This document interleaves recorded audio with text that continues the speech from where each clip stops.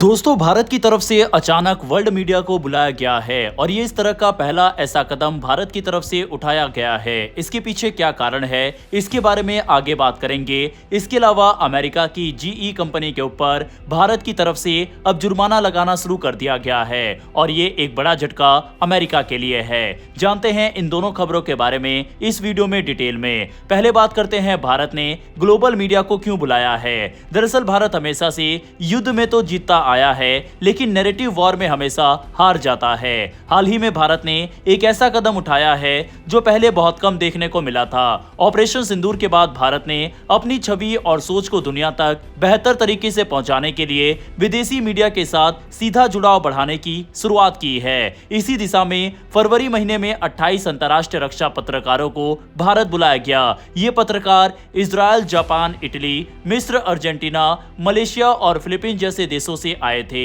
इन पत्रकारों को भारत के थल सेना, नौसेना और वायुसेना के सैन्य अभ्यासों को करीब से देखने का मौका दिया गया। साथ ही उन्हें सरकारी रक्षा कंपनियों और प्राइवेट स्टार्टअप्स, खासकर ड्रोन और छोटे हथियार बनाने वाली कंपनियों का भी दौरा कराया गया। सबसे खास बात यह रही कि उन्हें सेना के उच्च अधिकारियों जैसे director general of military operations ने सीधे ब्रीफिंग दी। ऐसा मौका आमतौर पर भारतीय पत्रकारों को भी कम ही मिलता है। इस पहल का असर भी तुरंत देखने को मिला। विदेशी पत्रकार अपने देशों में भारत की सैन्य ताकत और तकनीकी प्रगति के बारे में फर्स्ट हैंड अनुभव लेकर लौटे।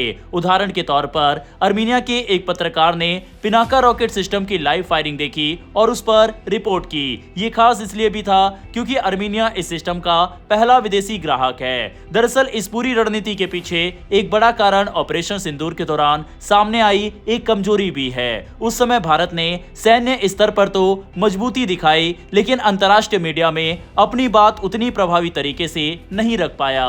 वहीं पाकिस्तान लंबे समय से वैश्विक मीडिया में अपनी पकड़ मजबूत करता आया है। इस अनुभव से भारत ने सीखा कि आज के समय में सूचना युद्ध यानी इंफॉर्मेशन वॉरफेयर भी उतना ही महत्वपूर्ण है जितना कि असली युद्ध। अब भारत सरकार ने इस दिशा में कई कदम उठाए हैं। मिनिस्ट्री ऑफ एक्सटर्नल अफेयर्स ने डिजिटल प्लेटफॉर्म पर अपनी सक्रियता बढ़ाई है और तेज फैक्ट चेकिंग सिस्टम तैयार किया है, जिससे गलत जानकारी का तुरंत जवाब दिया जा सके। साथ ही एक मल्टी एजेंसी ग्रुप भी बनाया गया है जो अलग अलग विभागों के बीच समन्वय बनाकर एक मजबूत और स्पष्ट संदेश दुनिया तक पहुंचाने का काम करेगा। हालांकि ये बदलाव आसान नहीं है। भारत की सुरक्षा एजेंसियां पहले विदेशी पत्रकारों को इतनी खुली पहुंच देने से बचती रही है, लेकिन अब सोच बदल रही है और ये माना जा रहा है कि अगर आप अपनी बात दुनिया तक नहीं पहुंचाएंगे तो कोई और आपकी कहानी अपने तरीके से बताएगा।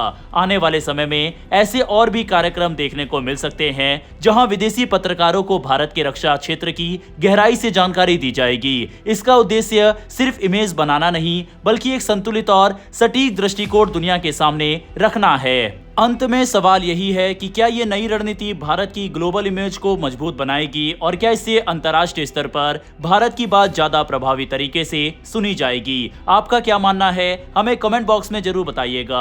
अब बात करते हैं जीई की। भारत के स्वदेशी लड़ाकू विमान कार्यक्रम को एक बड़ा झटका देने वाली देरी पर अब एक सख्त कदम उठाया गया है। दरअसल हिंदुस्तान एरोनॉटिक्स लिमिटेड यानी HAL ने आधिकारिक तौर पर जीई एरोस्पेस पर लिक्विडेटेड डैमेजेस यानी जुर्माना लगाना शुरू कर दिया है। ये फैसला LCA तेजस मार्क 1A के लिए जरूरी F404 IN20 इंजन की लगातार देरी से सप्लाई के कारण लिया गया है। दरअसल तेजस मार्क 1A के उत्पादन में सबसे बड़ी रुकावट इन इंजनों की समय पर डिलीवरी नहीं होना बन गया है। HAL के पास कई एयरफ्रेम तैयार है या लगभग तैयार हो चुके हैं, लेकिन इंजन न मिलने के कारण वे अंतिम असेंबली और इंडक्शन के लिए इंतजार कर रहे हैं। यही वजह है कि HAL ने अब कॉन्ट्रैक्ट के नियमों को सख्ती से लागू करते हुए हर देरी से आने वाले इंजन पर अलग अलग पेनल्टी लगानी शुरू कर दी है। HAL का ये कदम सिर्फ एक फाइन तक सीमित नहीं है, बल्कि एक स्पष्ट संदेश भी है कि भारत अब अपने रक्षा सौदों में समय सीमा और जवाबदेही को लेकर गंभीर हो चुका है। खासकर जब बात इंडियन एयरफोर्स की जरूरतों की हो तो ऐसी देरी सीधे ऑपरेशनल क्षमता को प्रभावित करती है। हालांकि इस सख्ती के बावजूद HAL और GE एरोस्पेस के बीच सहयोग जारी है। दोनों कंपनियां मिलकर सप्लाई चेन की समस्याओं को हल करने और आने वाले महीनों में डिलीवरी बढ़ाने की दिशा में काम कर रही है। संकेत मिल रहे हैं कि 2026 के दूसरे हिस्से में इंजन की सप्लाई में सुधार देखने को मिल सकता है, जिससे तेजस मार्क 1A की डिलीवरी भी तेजी पकड़ सकती है। ये पूरा मामला भारत की आत्मनिर्भर रक्षा नीति को भी उजागर करता है। इंजन जैसी महत्वपूर्ण तकनीक में विदेशी निर्भरता अभी भी एक बड़ी चुनौती है और यही वजह है कि देश अब स्वदेशी इंजन विकास पर भी तेजी से काम कर रहा है।